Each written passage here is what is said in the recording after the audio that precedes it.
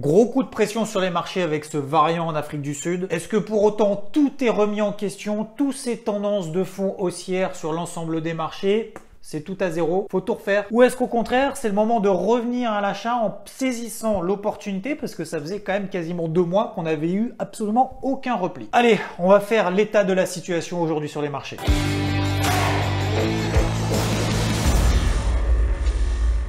Bon, gros coup d'arrêt sur ces tendances haussières qui étaient absolument inarrêtables depuis maintenant quelques temps. Et d'ailleurs, ce gros coup de pression pourrait entraîner des reconsidérations, notamment sur la vision macroéconomique. Jusqu'à présent, tout allait bien. On se posait même la question de resserrer les politiques monétaires. D'ailleurs, cette semaine, nous avons eu les PMI. Ce sont des sondages réalisés auprès des directeurs d'achat pour connaître un petit peu leurs sentiments sur la situation économique actuelle et à venir, et ben ils étaient tous meilleurs les uns que les autres. Même les demandes hebdomadaires aux allocations chômage aux États-Unis cette semaine sont ressorties au plus bas depuis 50 ans. Alors, certes, ce chiffre est quand même lié au taux de participation qui est relativement bas. Parce qu'effectivement, c'est plus facile d'avoir un taux de chômage qui est bas lorsqu'il y a moins de personnes qui ont envie de revenir sur le marché de l'emploi. Logique. Et alors que nous étions dans une période de crainte inflationniste, d'ailleurs, la BCE a rappelé cette semaine que pour le moment, cette inflation n'était que temporaire. En plus de ça, elle avait dit au mois de décembre, je pourrais même pas avoir toutes les données nécessaires pour pouvoir acter que cette accélération d'inflation est vraiment réelle. Rendez-vous quand même le 16 décembre au cas où, mais je doute avec ce qui vient de se passer qu'elle prenne une décision de resserrer le robinet. D'ailleurs, ce jour-là, elle devra annoncer si elle met fin définitivement au plan PEPP, programme d'achat d'urgence pandémique. C'est un dispositif de rachat d'obligations sur le marché qui avait été mis en place en 2020 et doté d'une modique enveloppe de 1850 milliards de dollars.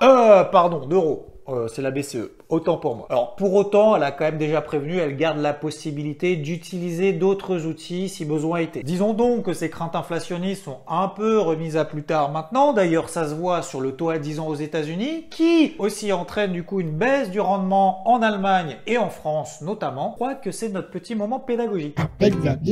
Et oui, en situation anxiogène, les investisseurs passent de mode risque on veut du risque, à mode risque off. On achète plutôt des valeurs refuges. On sort tout ce qui est risqué, donc les actions, les indices, tout ça, au profit notamment des emprunts d'État. Il y a une sorte de vase communicant qui s'opère entre le marché des actions, marché obligataire, mais ça nous explique pas pourquoi les taux baissent. Plus les investisseurs veulent acheter des emprunts d'État, et plus le prix des obligations monte. C'est le principe de la loi de l'offre et de la demande. Et dans le même temps, les taux baissent. Bah oui, quand c'est risqué, ça rémunère beaucoup, parce que si c'est risqué et que ça rémunère pas, bah tu risques pas trop d'emprunter en fait. Et quand tout le monde en veut, et ben les prix montent, les rendements baissent. Et du coup, ça rapporte moins. Mais on en veut quand même, puisque vu qu'on a peur sur les marchés traditionnels, sur les actions, bah on veut plutôt du rendement un peu sûr, quoi. D'ailleurs, on a même connu au pire de la crise des rendements négatifs. C'est-à-dire que ça nous coûtait de l'argent de prêté à l'État. Donc nous avons ce fameux taux à 10 ans aux États-Unis qui se replie et parallèlement, ça ne profite plus du tout aux valeurs cycliques, celles qui sont liées à l'inflation, mais plutôt aux valeurs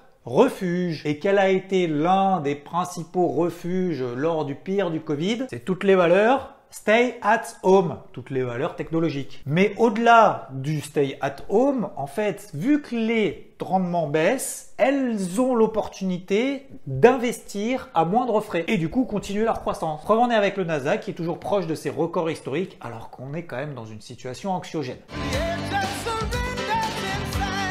Alors nous allons aujourd'hui parler du pétrole et pour faire baisser les prix à la pompe et faire baisser les cours du pétrole, il n'y a pas 36 solutions, il faut augmenter l'offre. Du coup, Joe Biden a annoncé la mise sur le marché de 50 millions de barils supplémentaires par jour. Et ceci est issu de ses réserves stratégiques aux États-Unis. Et d'ailleurs, c'est pas le seul à le faire. La Chine, l'Inde, le Japon, la Corée du Sud et également le Royaume-Uni. Et eux aussi, ils vont puiser dans leurs réserves. Il faut savoir que les grands pays importateurs de pétrole n'ont eu recours à cette solution que 3 fois dans leur histoire. Depuis, en tout cas, qu'ils ont mis en place des réserves stratégiques. Ils l'ont mis en place après le choc pétrolier en 1973. Et la dernière fois qu'ils ont fait ce genre de choses, c'était en 2011, lorsque la guerre civile en Libye faisait flamber les cours du pétrole. Alors, 50 millions de barils par jour, ça peut sembler énorme, mais en fait, c'est pas grand-chose. Parce que la consommation mondiale aujourd'hui de pétrole, accrochez-vous la ceinture, c'est 100 millions de barils par jour. Et vu qu'en plus de ça, le pétrole a plutôt tendance à suivre les indices, considéré plutôt comme un actif risqué, reconfinement possible, baisse de la consommation, on utilise bien la voiture, etc. Bon, bah les cours du pétrole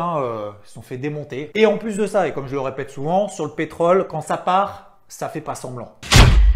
Question du jour. Hormis les valeurs technologiques et hormis toutes les valeurs Covid, donc liées à la santé, tout ça, qu'est-ce qui est le meilleur moyen d'oublier une période pourrie, mais tout en modération à l'insu de notre plein gré? Allez, et oui, tu l'as deviné, nouveau record historique pour Rémi Cointreau. Il a relevé son objectif de résultat opérationnel qui a été multiplié par 2 au premier semestre. Oui, il a un exercice décalé. En expliquant que c'était de la croissance exceptionnelle, mais il s'attend quand même à une croissance organique très forte. 25% de progression du chiffre d'affaires attendu. Et visiblement, le directeur général est plutôt à l'aise avec ses prévisions. Tranquillou, on va les faire. T'inquiète, tes 25%. Finger in the nose. Allez Jaco, vas-y, resserre-moi un petit... C'est beaucoup plus délicat pour l'action Orange. Ouais, c'est chaud pour le patron qui quitte le groupe après avoir été condamné à 1 an de prison avec sursis et 50 000 € d'amende. Complicité de détournement de fonds publics avec l'affaire Tapie. Peut-être que tu habites au Royaume-Uni et que tu as une carte Visa qui a été émise du Royaume-Uni. Et bien bientôt, tu ne pourras plus acheter sur Amazon. Oui, Amazon et Visa, ils sont un peu en froid. Un peu. Ah bah Amazon estime que les frais de Visa qu'ils demandent à chaque transaction, les gars, vous abusez un peu. Donc c'est simple, vu que vous abusez, si t'es pas d'accord pour baisser tes frais de transaction, bah tu dégages en fait. Voilà. Déjà que l'action Visa était quand même pas très motivée, disons que ça va pas aider. Le mouvement qu'on est en train de connaître sur les indices, c'est pas du flan, non, c'est pas juste un nettoyage de carnet. On l'a vu déjà avec le marché obligataire, mais on le voit aussi avec l'une des principales valeurs refuge, le yen. Et elle réagit beaucoup plus que toutes les autres valeurs refuge à court terme. On prend exemple ici AUDJPY, mais ça marche également avec toutes les autres paires liées en yen. Il y a du risque, on achète du yen, du coup ça fait baisser les paires en yen. Pourquoi le yen? Il y a moins de risque tout simplement parce que les Japonais détiennent en grande partie les emprunts d'État. Donc aujourd'hui, ce qu'on est certain, c'est que ce coup de pression là qu'on a connu, cette espèce de caractère anxiogène, bah c'est pas du vent. Par contre, ce qu'on est incapable de dire, c'est jusqu'où ça va aller. Voilà pour moi quelques niveaux moyen terme qui sont très importants et qui pourraient susciter des réactions, notamment techniques. Sur le CAC 40, 6600 points, le bas de ce canal ascendant, qui par ailleurs matérialise toujours une tendance haussière à moyen terme. Tant qu'on reste en tout cas au-dessus des 6004, 6005 à moyen terme, ça va. Même si c'est vrai qu'à court terme, encore une fois, oui, on a effacé toute la performance du mois de novembre. On reste à plus 6% depuis le début du mois d'octobre. Et sur l'indice SP500, qui je rappelle pour lui est composé de 30% de valeurs technologiques. Donc c'est l'indice qui a des chances d'être plus fort que les autres, parce qu'il y a des technos dedans. Ce serait pour lui 4500 points, qui correspondent notamment au point de passage en rouge ici de cette ligne, c'est la moyenne mobile à 50 jours. Pour autant, il n'y a pas de raison de se précipiter plus que ça, le temps de voir venir un peu les différentes news autour de ce nouveau variant, sachant qu'en prenant vraiment du recul, on n'est pas non plus sur des replis de ouf. Il n'y a pas d'urgence. Donc autant laisser passer l'orage, le temps d'y voir un petit peu plus clair sur cette histoire de genre les vaccins ils servent à quelque chose ou pas, plutôt que de se précipiter à chaud en disant ça y est, moins 3%, c'est l'opportunité du siècle, bim, to the moon.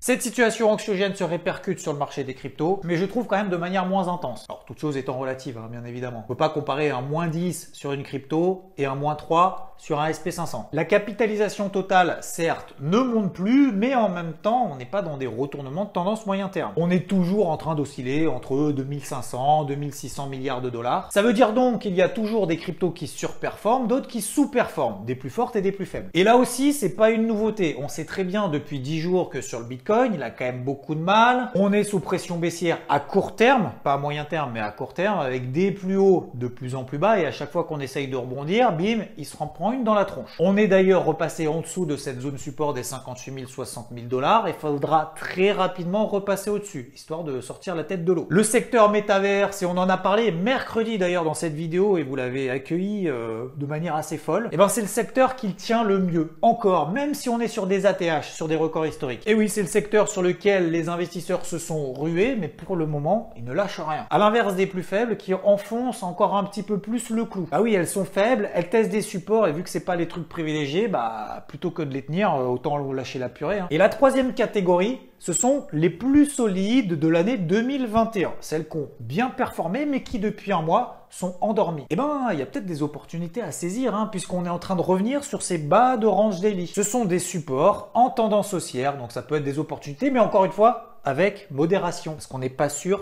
que ce soit le point bas. Le but, c'est de garder une exposition, mais de manière mesurée dans ce contexte anxiogène. Alors, c'est toujours facile après coup, mais c'est vrai qu'on en avait parlé déjà il y a 2 ou 3 dimanches, que le timing d'intervention sur les indices, c'était pas dingue, et valait peut-être mieux laisser de côté ce train qui était malgré tout encore en place, plutôt que de se faire coller là-haut. Maintenant qu'on s'est replié, est-ce que c'est le timing? Alors déjà, il faut avoir l'humilité aussi de reconnaître qu'on aura quasiment jamais le point bas et le point haut. Contrairement à ce qu'on dit d'ailleurs lorsqu'on commence sur les marchés, on dit toujours le but c'est d'acheter en bas et vendre en haut. Sauf qu'il faut avoir l'humilité de reconnaître que non, c'est pas ça l'objectif, c'est d'essayer de participer le plus longtemps possible à une partie d'un mouvement, à une partie d'une tendance. Donc, risque, oui, d'ailleurs on en prend tous les jours, mais avec modération. Avant tout, prenez soin de vous, hein, la santé d'abord, après les portefeuilles. N'oublie pas de t'abonner, tu peux même t'abonner 2 fois. Ah non, faut pas s'abonner 2 fois, parce que si tu cliques 2 fois sur le bouton s'abonner, en fait, je suis con. N'oublie pas de liker, de double liker, de triple liker si tu aimes ce travail, et pour remercier et pour donner de la force à l'ensemble de l'équipe, et pour suivre cette aventure ensemble, je te dis à très vite,